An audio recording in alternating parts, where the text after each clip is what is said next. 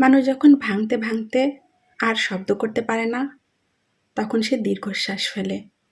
এটা কোনো সাধারণ নিঃশ্বাস নয়, এ যেন বুকের গহীনে জমে থাকা এক অপ্রকাশিত কান্না, যা শব্দহীন হয়ে পৃথিবীর বুকে নেমে আসে।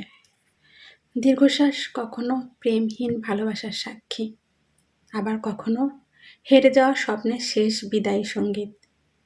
বাইরে থেকে এটি নিঃশব্দ হলেও ভেতরে তা যেন এক মহাপ্রলয়ের প্রতিধ্বনি।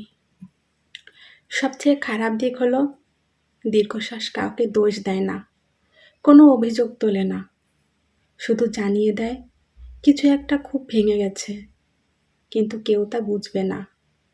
এজন্য এমন এক ভাষা যা শুধু হৃদয়ের অক্ষরে লেখা হয়, চোখের জলেও যার অর্থ ধরা পড়ে না।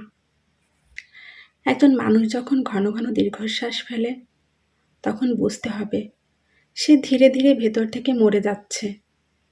তার চারপাশে হয়তো লোকজন আছে, আলো আছে, হাসির শব্দও আছে, তবু সে নিঃসঙ্গ।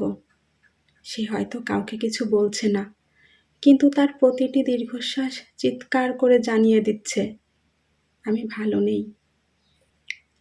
এভাবেই দীর্ঘশ্বাস হয়ে ওঠে এক নিষ্পাপ অথচ ভয়ঙ্কর ইঙ্গিত।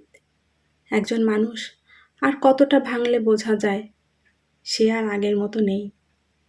তাই কখনো যদি কারো দীর্ঘশ্বাস কানে আসে, হালকা করে পাশ কাটিয়ে যেও না। হয়তো ওখানেই কোনো একটা মন চুপি চুপি শেষ হয়ে যাচ্ছে।